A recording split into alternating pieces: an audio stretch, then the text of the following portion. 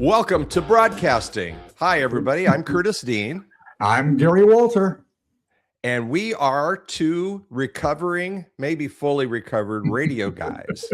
And we worked together. How long has it been now? Gosh, early 90s? That's so many decades ago, Gary. Well, late 80s, early 90s. But we've been friends that's how we became friends. We've been fast friends ever since then. And so, Gary, you and I have been talking for a while about, we like to do creative stuff and I do podcasts for my business. You've done podcasts for your business, but they're all kind of businessy, right? So we thought about, wouldn't it be fun if we did something together where we can just kind of joke with each other? What I always liked about what I always liked about Curtis was that we would get together, and because we hadn't seen each other for 3-6 months, sometimes a year. And I'm the one who kind of thought this could be a good show. I think we're both good communicators. For some reason, people who aren't into doing this, and maybe you're listening and never done a podcast, a lot of times, especially even in radio, because it's very similar, obviously, is that it's almost like a tennis match, if you will. Yeah. You're only as good as the ball that comes to you. And Curtis has a good tennis ball that's coming back to me. I got big balls. Now stop. Gary likes to bat them around once in a while. But this will be a fun time, because what we're going to do over the course of this, hopefully we'll do a few of these, is talk about the word broadcasting. Is kind of funny to me now because of all the different ways that we're all broadcasters. Let's face it, as soon as social media started, we're all broadcasters. That doesn't mean everybody's good at it, though. Right. But I don't know if we're going to be any good either. But the point is that it's about communication, and it's about asking yourself who cares. So hopefully we'll be entertaining, because that's what we try to be. And we're going to give you the inside scoop of what radio was like in the 80s and 90s. Because I know that there's a group of people that know nothing about that maybe you caught a WKRP, in Cincinnati, old show. And like, oh, yeah. So anyway, welcome. And hopefully you can hang out with us for a few minutes here. Yeah. So what we're going to be doing over hopefully a whole lot of episodes is we're going to be talking about not only radio itself and some stories, but we're going to talk about some of the great personalities, people that some of them are everyday names. And when we say a name, you're going to go, oh yeah, I remember that guy. Others are going to be a little more obscure. But what we thought we'd do for fun, because we want to introduce you to us, is we'd start out with the most obscure radio guys we can think of, which is ourselves. Exactly. So go ahead. Well, I was going to say, without what we've got is a story about each one of us, and I thought I would go through Curtis's, and then maybe the next episode, if we don't get it all in this one, we do it the other way around. Yep. But real fast, in a nutshell, again, we met each other at KKRQ in Iowa City, Iowa. Curtis did 7 to midnight, and I was the afternoon guy. Actually, I started overnights. But there's, with radio, you're always getting shifted around. Maybe even, sometimes there's another station, like an AM station. The KXIC was the AM station in the same building. Yep. But there's a lot of different jobs, and you tend to do different things wherever you needed to be. So, but I will say this, and we've talked about this before, is that not only Curtis and I, but there's several other guys that we still talk to this day. And for whatever reason, not only did we kick butt in the ratings, it was a 60s and 70s format. And remember, this is in the early 90s. So people who are our age now, old, heard these songs from the 60s as they did on AM radio back in the 60s. And now it's 1992, and we're playing a crystal clear stuff on FM radio, and we just dominated the ratings, just killed it. You ever thought about that, Gary? The definition of oldies back then when we were on, I think the latest songs we played were like the mid 70s, 74, 75, maybe, except old time rock and roll, which was later. But of course, because of the movie, we had to play it. If you did that same thing today and you said, we're going to have an oldies station and we're going to play the songs that are that old as they were back then, we'd be playing Pink, Beyonce, not that long ago. Nickelback. It would be, not quite the same, is it? Just the word oldies. Have you ever thought about that? How it used to be cool. Yeah. I mean, who the heck would ever call someone, or a group, an oldie now. Yeah. Well, that kind of aged out just like the music did in many cases. Yeah. And just like we've all aged out of the system in many ways. And I'm sure the people who are watching are probably around our age, but the thing is about radio then was there was a value to the information in between the songs. Mm-hmm. And I think, not to get off base, but where we're at now, it seems like, because one of radio's problems is exactly that, in my opinion, is that everybody has access to any song at any time. And so the music is everybody's at any time. So what is so special? In fact, real quick, I'll tell you, my cousin, who is a country singer, she helps country singers in Nashville. And she actually said this on one of her podcasts that I saw. It was help. She helps the people in between songs be entertaining. And that's actually a skill, which is exactly what radio is. A good banter is vital for an artist, especially a live performer, because it can be pretty awkward. I've seen them that are pretty awkward, and it's just like you feel bad for them. You're like, because they're musicians. Sing another song. Yeah, and we've all been to concerts that the musician can't come up with anything worth listening to in between the songs. It's not a show that way. Hello, Des Moines. Yeah. Or in Whitney Houston's case in Iowa City one time, hello, Ames. Yes. Or something. She screwed the town up. But anyway, radio is a medium that I hope that sticks around for a while and does better over the long haul. I don't know what the next step of it is, but the podcasting thing is awesome. And we're just going to bring a little piece of the past to now to help you reminisce the good old days of absolutely radio. So Gary, advanced age and whatnot, short-term memory loss, whatever you want to call it. Were you going to read my radio biography, or was I going to read yours on this episode? It doesn't matter. I think you're the better reader. I have the worst camera. You can tell, he's got $1 million camera that looks so good on him. I'm really 79 years old, and this is making me look at least 72. Well, you can't see the grimacing that from sitting on my chair for all day in my office. I can tell you that I feel a lot older by the time I get up. So, all right. So we're going to, and here in our premiere episode, we are going to tell the story of Gary Wolter. Okay. And then the radio legend.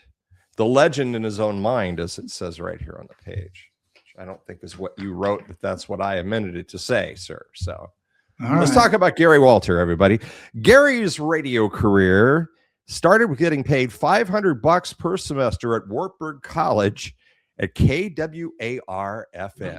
And the joke was that that your hair dryer had more wattage than the station did. That was kind of the joke. And you were just about as hot as that, right? Mm-hmm.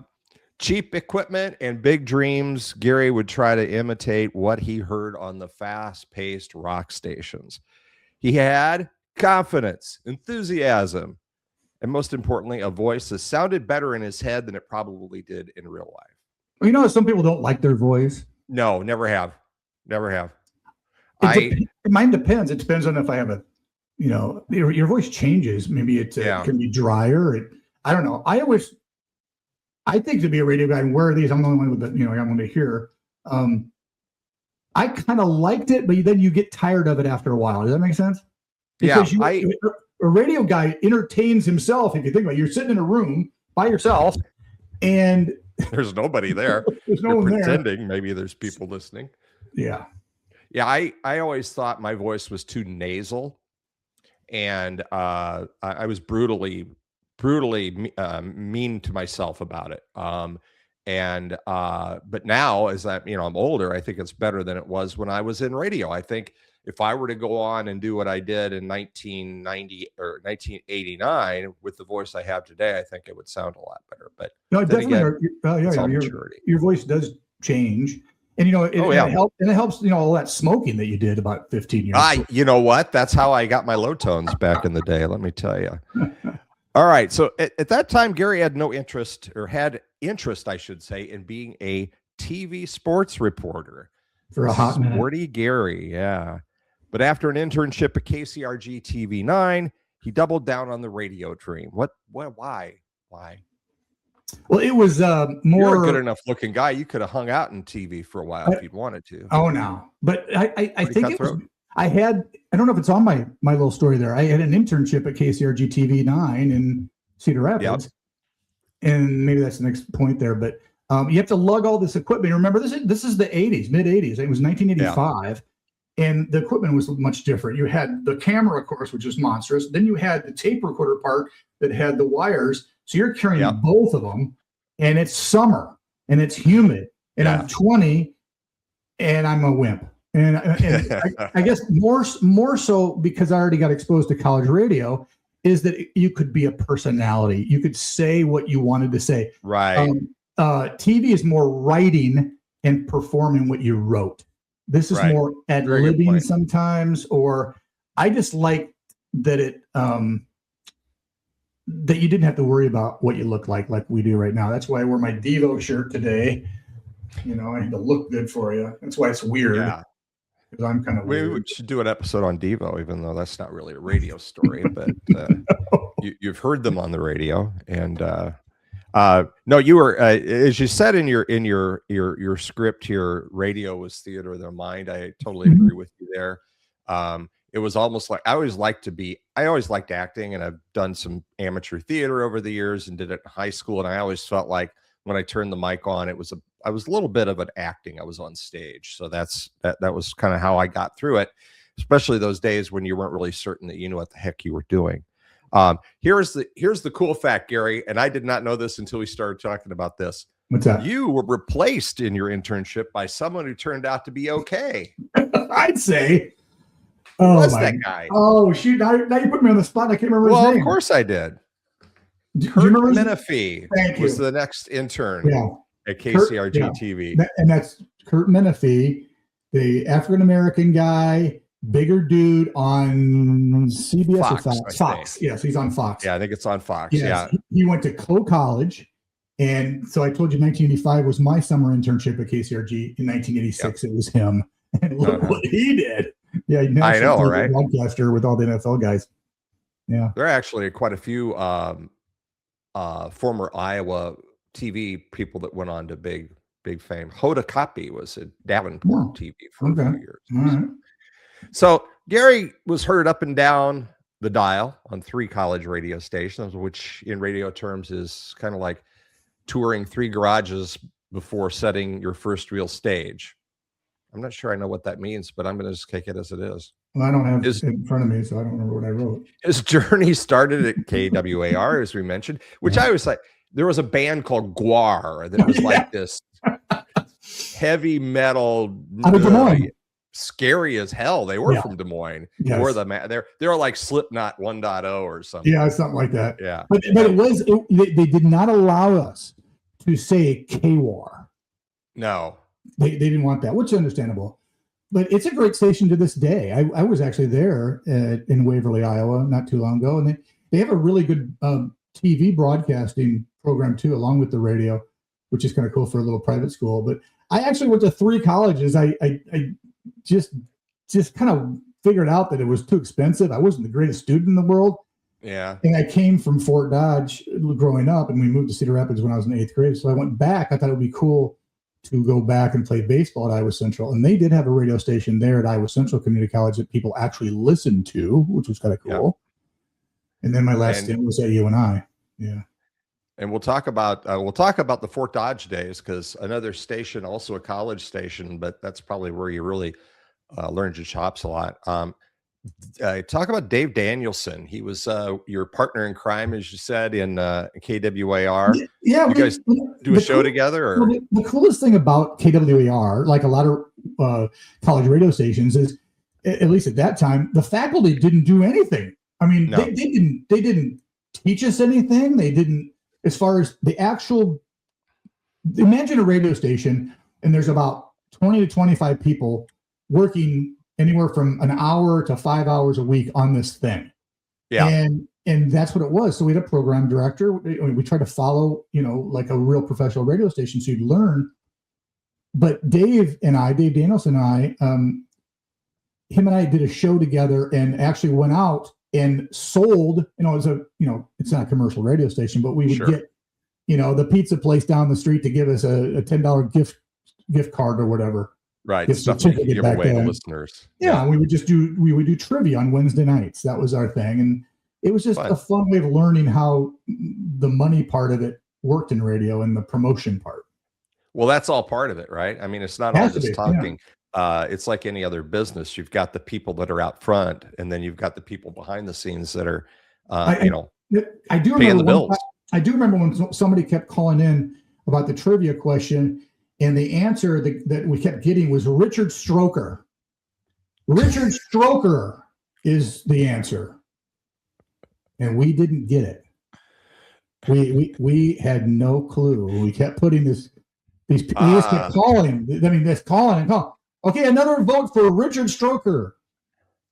Yeah. That's just the not quite developed mind of a 19-year-old, Kind of slow. All right. Well, I'm going to pick up the pace a little bit here, buddy. Yeah. We'll be doing this the rest of our lives. So you ducked out of Wartburg's, got a little expensive. I can totally agree with you because one of my sons spent 2 years at Wartburg and before he went on and moved to another school and it's still paying the bills. Fort Dodge, Iowa Central Community College, and KICB FM. Which is hilarious because I worked about an hour and a half northwest of there at a station called KICD, but you were on KICB FM. Which is still around, which is still there. Yep. Still there. With trivia, I did the morning show there. I wasn't even in the program because there's a broadcasting program. And I'm proud to say that was the most voted, the most likely to succeed in radio. That was fun. That's what the notes say here. Yeah. And that's back in the day when you youngins, close your ears. You will not want to hear what I'm about to say. You had to put a record on a platter that turned around and around, and you put this little thing called a needle on the record. And you had to do something called cue it up. Yeah. By the way, the number one thing that drives me nuts about WKRP in Cincinnati. Great show. Love it. But how he just reaches over and not even looking, drops the needle down and ready to go. Now that's not how it works. Quarter turn. All right. University of Northern Iowa, as the college tour continues for Gary, this was all before the days of name, image, and likeness. So you were just doing this because you wanted to get an education, not because they were giving you NIL dollars. So KCRS AM. So that was the college station at UNI. Nobody listened to it. They did. I think they had it on in the cafeteria while everybody ate, and it wasn't even loud enough to listen to it. The one cool thing that's actually on YouTube right now, somebody recorded it and put it on YouTube in 1986 or 7. It was a Christmas story that we performed and had characters, and it actually sounded pretty good. Look it up. Oh, fun. Christmas story by Northern Iowa, University of Northern Iowa. It's on. I'm the narrator or something. That was kind of cool. When I was in college radio, which we'll get to in the future episode, a guy that was one of our announcers there, he was a budding writer, and he wrote a radio play that we performed one time. Oh, cool. It was a sci-fi. Mm-hmm. To this day, he still writes, and he's written screenplays, and he's written some sci-fi books, and so yeah. But back then, he did it. I can't even remember what it was about. It was just aliens and people shooting and pew pew sounds into the microphone. It was awesome. So then you got a key question when you were at KCRS AM. Somebody said, "Why aren't you working at a real radio station?" Yeah, I was did you feel like you were working at a real radio station? No. Okay. No, and because at Fort Dodge, the KICB, where people actually listen to it, this was kind of like, it wasn't. You didn't get the radio high from it, you don't. Yeah. It just wasn't. It was just more practicing, if you will. And so, but what was cool about it was again what you just read is I had this.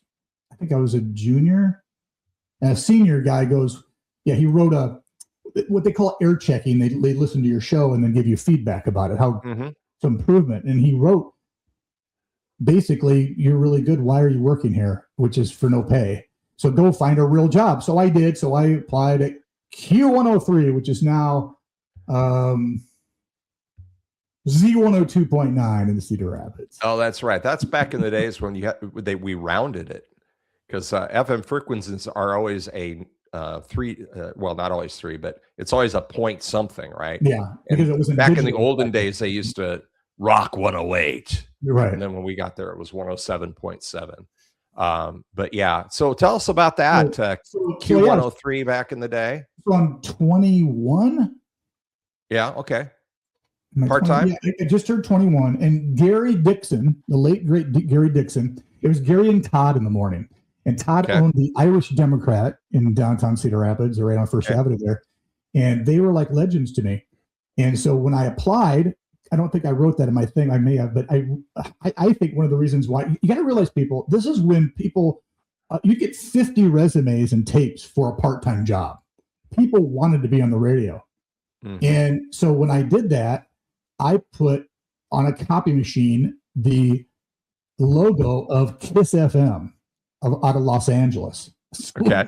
Just so it would get a different look. I mean, how cool would it be if you're the program director in Cedar Rapids, Iowa, and you get an application and the letterhead on the letter is from Kiss FM. In fact, he even asked me about that. That's funny. But I did get That's one way to stand out. And the job was, which was weird, it wasn't being a disc jockey. It was reading the news and replacing Todd in the morning, because it was around Christmas time of 1985. So that was it. Yeah. And that was the start of it. And I just read the news, and it was dueling Gary Dixon and Gary Wolter's on it. But he wouldn't allow me after the, you always read kind of a interesting, story at the end of the news, and he would never want to banter. He didn't trust me to banter back. He wasn't quite ready to be upstaged by a 21-year-old. Probably. I don't know about that. But it wasn't long until I started working Saturday nights and getting good at it. And Q103 was, I mean, you got to realize I listened to that station in high school. Yeah. And so to work there was just like, I think I made it here. Making $4 an hour. $4. I think minimum wage. I think minimum wage was $3.65, and I thought, wow, they're paying me more than minimum wage. Paying me more than minimum. Wow, I'm just floating in it, ain't I? Yeah. You went on to another legendary radio station in Eastern Iowa, KFMW Rock 108. I used to listen to that in high school. What a tower! So much power. Did that? Yeah, it went all over the place. Well, that was. I think the Channel 7 KWWL TV, they shared the same tower, so it was a 2,000-foot stick in the air, and I think it got crushed in a thunderstorm or something. It was down for a long time, and then when they rebuilt it, they made it even a little bit higher, and they increased the power. So the idea at the top of the hour was more power, more tower. FM 108. KFMW, Cedar Rapids, Iowa City, one of America's great radio stations. And it was. I would say of all the stations, we haven't got to all through, a couple more of them left here, but I would say that one was the most fun. And like when I think about it now in my 60s, I think that was the most fun. It was just so darn fun. And that's where I got to go backstage and meet people like Guns N' Roses and Aerosmith and Fleetwood Mac, and it was. Is that where you had most of your celebrity meetups? Yeah, for whatever reason, the full-time guys, because they worked so many hours, didn't want to go bring backstage winners, and so I drive to Ames on my own nickel and just I'm going to go meet Axl Rose tonight. Hell yeah, yeah. It was crazy. So, what was Willie and Wally weekends? Oh, that was Bill Bradford, who's a very successful businessman in Iowa. Great guy. They were so low on decent talent, evidently, or couldn't hire anybody or both. It didn't last that long. I'm going to say 6 months, maybe, where him and I did the whole darn weekend. I mean, there were some pre-recorded things that we would do. Sure. So his last name was Brad Williams on the air, Williams. So it's Williams and Walters. I just did an S to my name forever and ever. I just did that because everybody wanted to call me that anyway. The real name is Wolter on the screen. But it was Willie and Wally weekends. We just kind of nicknamed that. And we did block party weekends, which was also cool. If you remember, if you're in the Waterloo area in the 80s, where we play 3 or 4 songs in a row of the same artist all weekend long. Block party weekend. Yep. That's what I enjoyed until you hit an artist that you just didn't like. And then you're like, oh, yeah, that's the go outside for a little bit or turn the radio off, come back, and hopefully they'll get Heart or something next that I like. So at some point in here, you got out of college and you were. I did graduate. Yep, 3 colleges, but I did get my degree. You and I? In communications. Yep. With a minor in public relations, which I'm glad I did that as well. Yep. That's good. That's a good degree to have, any kind of communications degree. I've always told young people, if it's life is communications, and anything you can do to improve yourself, you're going to make yourself more valuable in almost any workplace, So did you have a hard time? It says here, I'm reading here now. No. Full-time radio jobs were hard to get. Rejection letters piled up. Doubt creeped in. So he tried sales. Yes. I did that. Tried. I think the first job was selling radio, which is a disaster. Yeah, it's a horrible. We don't have time to go. Yeah, it's just hard. It's hard to sell something that isn't tangible. Yeah. And it's not a service either. Yeah. But yeah, but you know what? It's still, there's no experience that's wasted.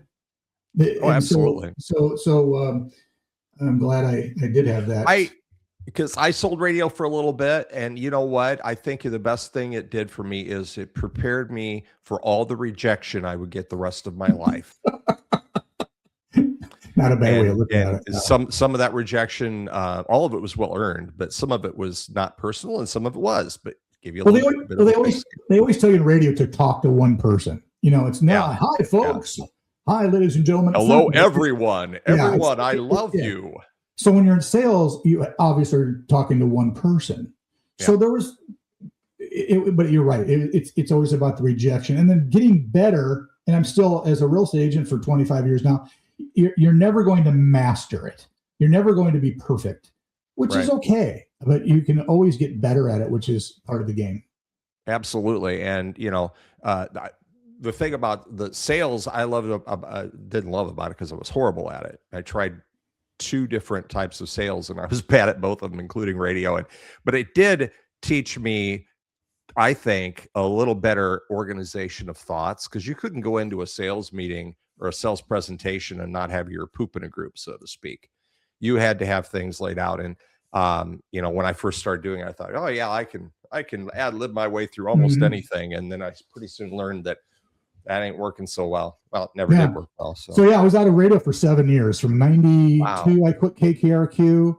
Yeah. And I was see where you and I met. And then I was out from 92 to like late 98.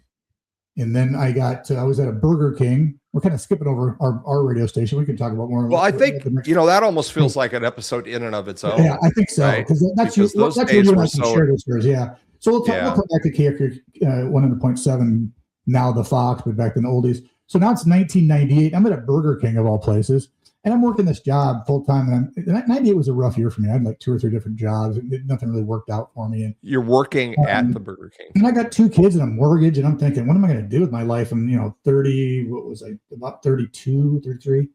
Yeah. And so I see the program director from WMT at the Burger King. And I'm halfway joking because I haven't been behind a microphone for 7 years. I go, hey, you got any part-time jobs available? I'd like to play those 80s songs I love, because that's what they were playing at the beginning. By the way, they're probably still playing them.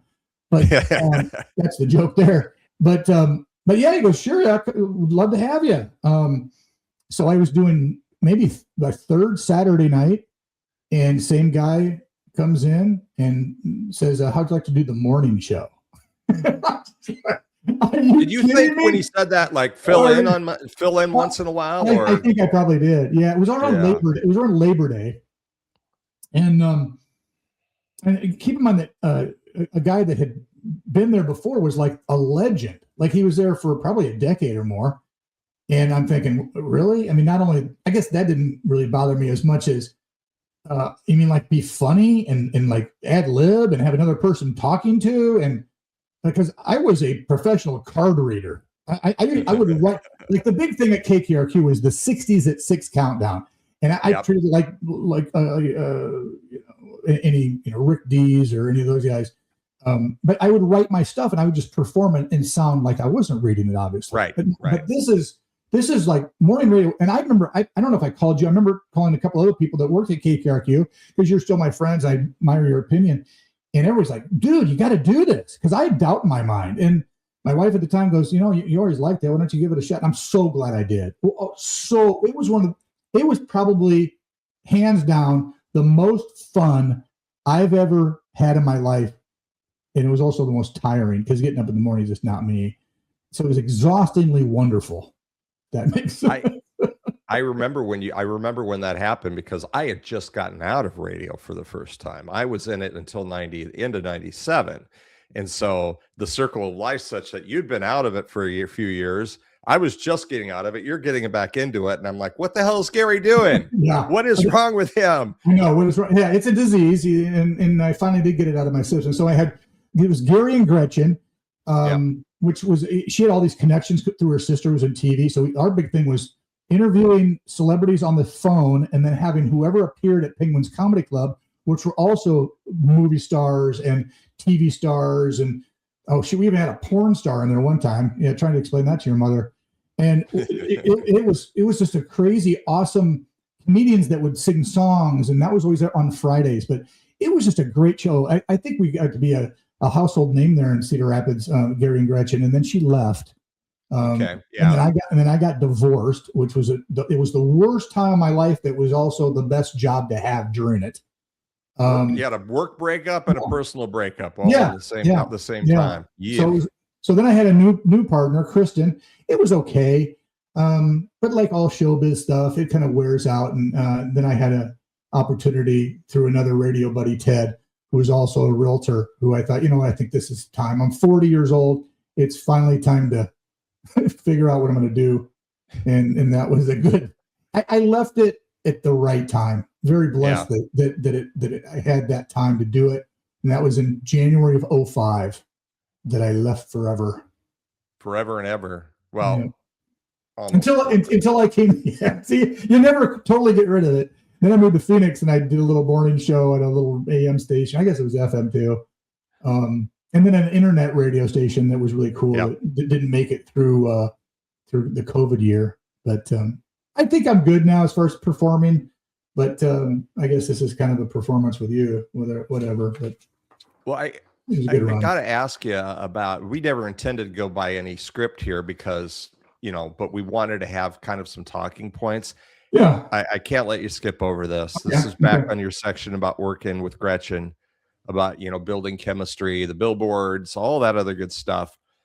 And it said, soon they were in billboards across Cedar Rapids, sitting in a giant coffee cup, smiling at a city that once fired Gary for dropping a steak on the floor. World? So this means 9th grade. I have a job, my first job, and I dropped the steak on the floor, like right out of the freezer. And so I picked it up. This is what I would have done at home. My mom wouldn't have said, throw that away. So I pick it up and I put it under the faucet and I give it to the main, because I'm like the prep cook. I give it to the cook and he puts it on the grill. And somebody must have saw me do that because I only lasted a week at Mr. Steak. They fired me at 16 years old. And that exact place where Mr. Steak was, right across the street from Lindale Mall, was where the first time I ever saw myself and Gretchen, Gary and Gretchen, on Mix 96.5 on the billboard. And I thought, boy, God does have a sense of humor. This is hilarious. He doesn't like wasted steaks either. That's for sure. That's a good animal going to waste there. Yeah. So out of it entirely with a little exception since 2005 and your current career, which you've been very successful in as a real estate agent, do you find that your radio days are still kind of do you still have the Joneses once in a while for it? Because people ask me that all the time. Do you miss it? And I really don't, but I'm doing stuff like this for my business. So I really get to still do stuff. I always used to say while I was in radio, what full time now I'm talking about full time. I would be a way better DJ and more entertaining if I only had to do it 3 or 4 days a week. Yeah. It's just a grind. And it is a grind. And part of what I liked about sales, going back into it and being self-employed, was that whatever you put into it, you actually get back out of it. And I can't say that about being on the radio. Radio is just a performance. And I can admit that I'm sure you could, the listener can, some days you're just putting in the time and you can't wait till 5 o'clock or whatever it is when you get off. That's human nature. And you do it in radio too. Like some days I would go minimal effort today. Yeah. This is a glide. I'm gliding. I'm just being honest. because it all paid the same. But then there's other times you got to, you're in the mood, you got the energy in your mind. All artists, recording artists, authors, you have to have a lot of marijuana. No, I didn't say that. No, I mean, that's what some people think, that to be creative, you got to take drugs. I've never done that. But I'm just saying that sometimes you become, at certain times, way more creative than other times. It's just human nature. Well, I think there's pride in workmanship there, and that carries over into any industry, honestly. But you're right. There are days when the juices just aren't flowing, and then you have days where you're just like, you want to do everything, and you want to do it really well. Well, it also depends. So it averages out, What also is great about radio is I remember when Rodney Dangerfield died. I loved Rodney Dangerfield. I come in at 5 a.m. and okay, Rodney died, so I'm going to put together a whole thing about Rodney Dangerfield. The whole show is going to be about Rodney, and that's what's cool about radio. Is you can just plug in and find sound bites and talk about this guy, and that's what's cool about it. And that's part of the challenge that radio has in this day and age, is that with everything at everybody's fingertips, the music's at their fingertips, the information's at their fingertips. We don't have to have access to a music Bible so you can talk intelligently about every band, and provide those factoids that people really enjoyed back in the day. You can just do that by going on, hey Siri, who is the lead singer for who is the singer on the song Sunny, for example. This is just a random example. That may be a good bite for a tease for our next show. Yes. And so it has changed a lot. And I think what you and I are, both of us are trying to get out of doing this podcast is a little bit of reminiscing, because, hey, when you get to a certain age, you do have to reminisce. Because if you don't talk about these things, you'll forget them all. Because your past is longer than your future. Yes, it is. Let's celebrate the things that got us here. But it's also, I think, just to kind of, I wouldn't say a lost art. I never felt like I was an artist by any means, but I disagree. I think I did. I think it's you probably, but you were more into the entertaining side. A lot of my radio career was spent on the news side.